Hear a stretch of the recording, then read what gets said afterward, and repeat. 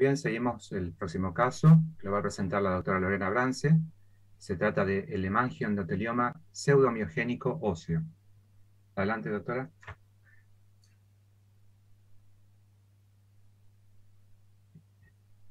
Está muteada.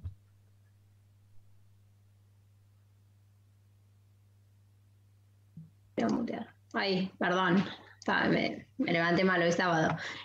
Buen día a todos, muchas gracias. Este caso es un caso compartido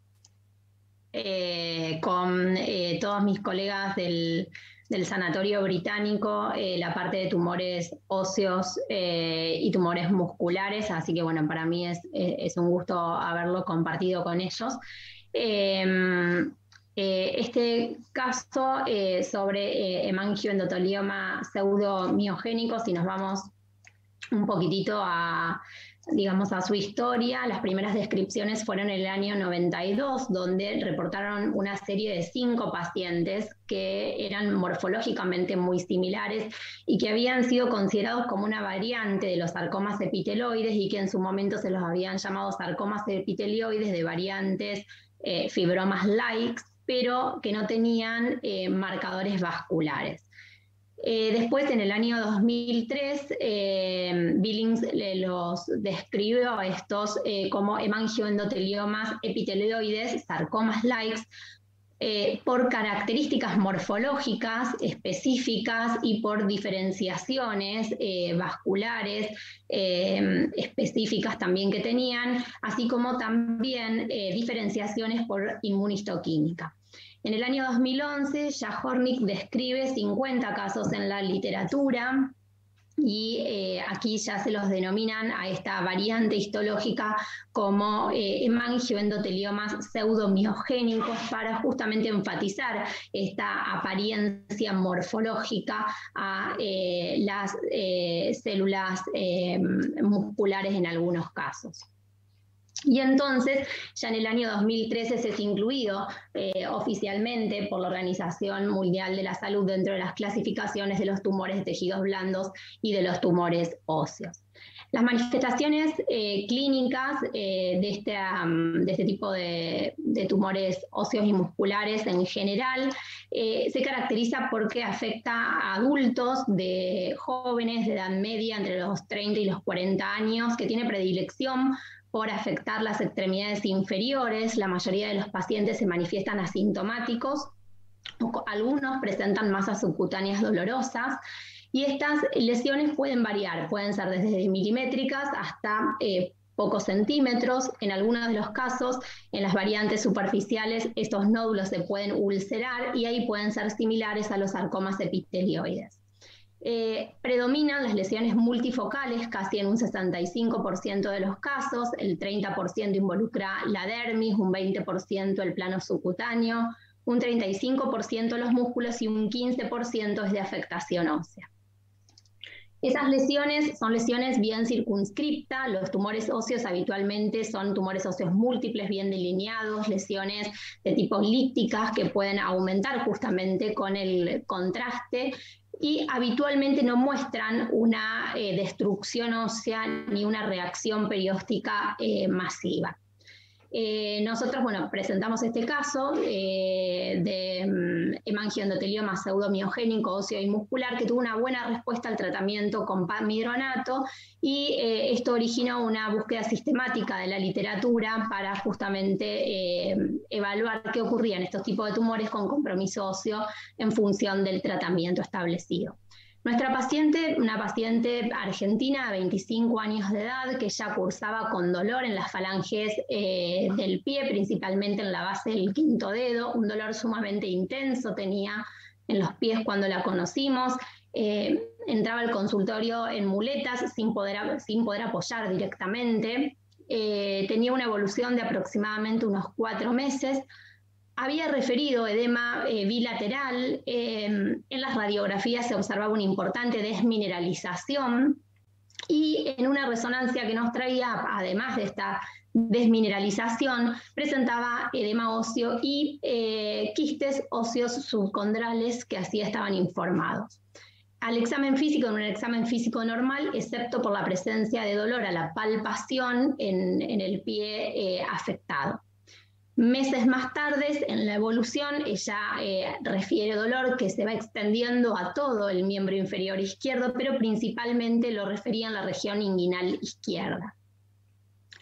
En esa evolución, que aproximadamente lleva unos 6 a 9 meses desde que la conocemos, se le hacen repetidos estudios, los laboratorios bioquímicos generales y estudios de metabolismo focal sí eran normales, excepto por una deoxipiridinolina que estaba en 13.5 nanomoles por milimol de creatinina. El resto del laboratorio clínico general y completo era normal. La DEXA, sus Z-score eran normales, y en el centellograma con tecnesio 99M captaba en la región del tobillo. En las radiografías que se realizan, que estas son 9 meses después de que conocemos a la paciente, las radiografías iniciales de pie mostraban las mismas alteraciones que acá, no sé si las pueden ver en la flecha, presencia de áreas radiolúcidas que se veían como pequeños quistes. Acá observamos lo mismo a nivel de tibia, y esta radiografía es de cuando ya presentaba un dolor referido a la región inguinal, que en realidad lo que se observa es esta lesión circunscripta pero expansiva a nivel de la cortical del fémur izquierdo. Estas lesiones eran múltiples, acá ustedes la pueden ver en lo que es fémur distal y en tibia, y todas en miembro inferior izquierdo. En la tomografía computada lo que se observan son múltiples lesiones quísticas, líticas, ¿sí? en las diferentes cortes tomográficos, con un borde de esclerosis periférico. Y cuando realizamos la resonancia magnética, esta también corresponde ya 9 meses después de cuando vemos a la paciente, porque tiene esta lesión que vemos muy bien a nivel del fémur. Encontramos no solo las mismas lesiones que encontrábamos, por supuesto, en la radiografía y en la tomografía, sino que nos encontrábamos con múltiples captaciones, como pueden ver acá en la figura C, a nivel hiperintensas, a nivel del plano muscular. Acá hay nuevamente otras imágenes en resonancia para que puedan ver justamente esas múltiples lesiones óseas de compromiso óseo y de compromiso muscular. No tenían signos de agresividad más que la presencia de esas lesiones líticas focalizadas en el sector que presentaban, con las de localización cortical, con adelgazamiento de la cortical. Algunas también tenían, como podemos ver, localización endomedular, y eran lesiones hipervascularizadas también y nodulares a nivel del plano muscular. Bueno, debido a todos estos hallazgos, que el número de lesiones había incrementado, el dolor óseo había incrementado también en la paciente y ya se extendía a todo el miembro inferior izquierdo, se decide realizar una biopsia para su estudio por anatomía patológica, y en la biopsia se ve una médula ósea reactiva con fibrosis, aisladas células tumorales entre los espacios trabeculares, y se decide realizar una lesión inmunistoquímica por esto de la sospecha de tipificar a un hemangioendotelioma, y con la inmunohistoquímica específica, que son todos los cuadros que ven de la D a la H en las diferentes figuras, resultaron ser positivas para lo que está descrito: CK-AE1, AE3, D31 y RG, y negativo para CD34, con una expresión retenida de INI1H y INI1, y eso es lo que daría el patrón inmunistoquímico característico de los pseudohemangioendoteliomas miogénicos. Con este diagnóstico, y debido a la presencia, a que podemos saber que esto es un tumor óseo y muscular que puede llegar a presentar metástasis, se realiza un PET scan con 18 fluorodesoxiglucosa y se observa la hipercaptación en todo el miembro inferior izquierdo, una hipercaptación en una de las vértebras lumbar 2, pero ausencia de metástasis a nivel de tórax, abdomen, pelvis y demás. Con lo cual, ante la presencia, bueno, de la clínica general, del diagnóstico ya establecido, sin la presencia de metástasis, la afectación ósea predominante y muscular, con toda la afectación a nivel de los miembros inferiores, buscamos en la literatura ver qué podíamos hacer. No estaba dentro de las posibilidades hacer una resección quirúrgica, porque eso incluiría una amputación de todo el miembro inferior izquierdo, y en la literatura nos encontramos que había algunas opciones de antirresortivos descritas con buena evolución en los pacientes, y ahí es cuando decidimos realizar pamidronato como parte del tratamiento y obviamente seguirlo en el tiempo a la paciente.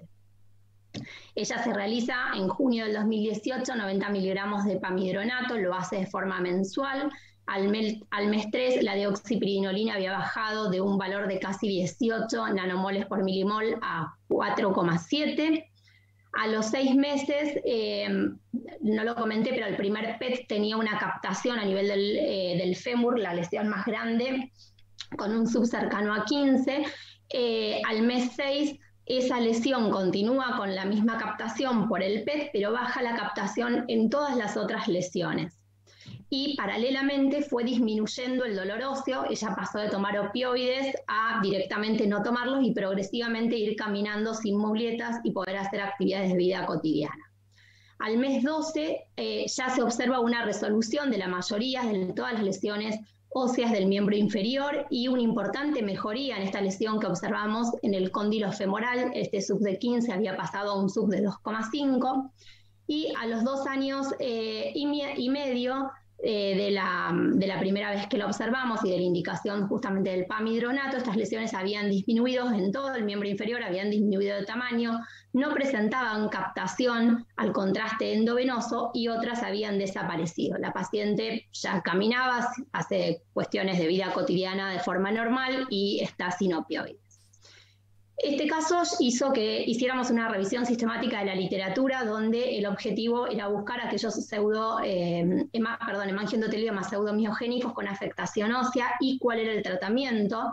De esta búsqueda selecta identificamos 92 artículos, de los cuales, se los resumo, terminamos incluyendo 31, y de esos 31 evaluamos 58 casos clínicos.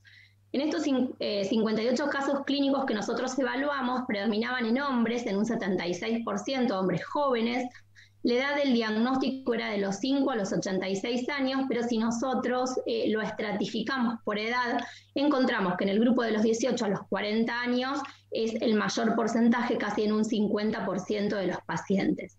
Es una enfermedad multifocal que también afecta a tejidos blandos, y la mayor parte está localizado en miembros inferiores, casi 71% en miembro inferior y un 12% en miembro superior. De esas lesiones, casi el 70% habían sido resueltas por curetaje, por excisión local, y casi un 21% por amputación. Y había unos pocos casos descriptos de respuesta de esta patología a algunos fármacos, como son, por ejemplo, antirresortivos, denosumab, soledronato o pamidronato. Las descripciones de denosumab y de soledronato fueron posteriores al comienzo del tratamiento nuestro para con la paciente. En ese momento había descripciones con pamidronato solamente, y también con fármacos inhibidores de los TOR, que para esto hacen un análisis específico que por lo menos no estaba disponible en el momento en que nosotros tratamos a la paciente. La posibilidad de metástasis de todos estos 58 casos que nosotros evaluamos que evaluamos en la revisión sistemática, solo 4 habían presentado metástasis y solo un hombre había fallecido, pero debido a la consecuencia de enfermedad metastásica a nivel pulmonar. Entonces, ¿qué pasa justamente con estos agentes elegidos? Los antirresortivos sabemos que han demostrado eficacia contra la pérdida ósea mediada por osteoclastos, no solo en osteoporosis, sino también en otras enfermedades como Paget, mieloma múltiple, el Gorham-Stout disease, los sarcomas de Ewing, en la hipercalcemia por malignidad, y estas obviamente también se utilizan en metástasis en algunos tumores, son ampliamente conocidas y utilizadas por nosotros. Hay algunos pacientes, como decía, que han sido tratados eficazmente, algunos con soledronato junto con sirolimus, que es este inhibidor de los mTOR que estaba comentando, y también se han utilizado bifosfonatos en casos de hemangiomas o en otros casos de hemangioendoteliomas epiteloides con buena respuesta, que han llevado a la remisión completa, en el caso descripto que estoy leyendo en este momento, de Copo y colaboradores, con una remisión de 6 años al seguimiento. También hay otros casos para hemangioendoteliomas epiteloides osteolíticos, descripto con muy buena respuesta a estas drogas, y nosotros creemos que justamente los bifosfonatos o los antirresortivos podrían mitigar el efecto de las metástasis en el esqueleto debido a esta disrupción del microambiente a nivel del osteoclastos y la proliferación, el crecimiento y la sobrevida de las células, y por este mecanismo podría tener un efecto antitumor básicamente en estos tumores y en estos tumores de tipos vasculares. Bueno, solamente eso, reportar este caso que nos pareció más que interesante, mucho compromiso óseo. Uno no lo podía cuantificar, pero si evaluaba las lesiones óseas y musculares eran más de 100. El tratamiento quirúrgico iba a ser un tratamiento excesivamente agresivo en esta paciente, una chica joven de 25 años. Entonces decidimos que bueno, dentro de la opción, digamos, que estaba en nuestras manos, evaluar la evolución clínica de estas drogas, y el comportamiento era una posibilidad y resultó siendo totalmente eficaz para ella. Bueno, muchas gracias, Lorena. Una de las preguntas que nos habíamos hecho con Rodolfo ya la respondiste, que fue por qué la elección del pamidronato, ¿no? Lo dijiste claramente, que es porque lo que había escrito hasta ese momento era con pamidronato. Y después te pregunta María Belén si la afectación es siempre unilateral, como en este caso. Y no. Paula Rey, ¿no? No, hay descrito afectaciones bilaterales también. Las metastásicas son las menores. El menor porcentaje era un 4% de la revisión sistemática fue metastásico, que era nuestro miedo básicamente. Pero bueno, esta chica era solamente un miembro y de forma extensa. Hay reportes sí unilaterales, pero no es condición, digamos, sine qua non, pueden ser multifocales bilaterales. El tema del planteo quirúrgico nos asustaba mucho. La lesión que tenía en fémur era muy grande, tenía más de 100 lesiones óseas realmente. La cirugía nos planteaba un problema por calidad de vida, entonces ante la incertidumbre hicimos la búsqueda en ese momento los casos reportados eran de pamidronato, mientras la paciente está tratada, salen los casos de éxito con soledronato, denosumab y demás. Decidimos seguirla con pamidronato porque tiene una respuesta excelente. Inicialmente se hizo mensual, después cada 3 meses. Actualmente, y esperemos que siga así, los PET vienen negativos, reducción de tamaño, desaparición de lesiones por resonancia y sin captación por contraste. Pero bueno, es una afectación de mucho compromiso óseo. Una preguntita cortita, la respuesta pregunta Paula Rey si sería necesario estudiar a la familia. No hay, en todo lo raro uno nunca sabe, ¿no? En este caso yo personalmente la familia no la estudié, ninguno de los reportes de este tipo de patología sugiere que haya que hacerlo, en este caso no lo estudié. Bueno, perfecto. Bueno, muchísimas gracias, perdón, Lorena. En el caso anterior habría que hacerlo. En el caso anterior que dije, sí, por ejemplo. Ok, bueno, muchas gracias, Lorena, y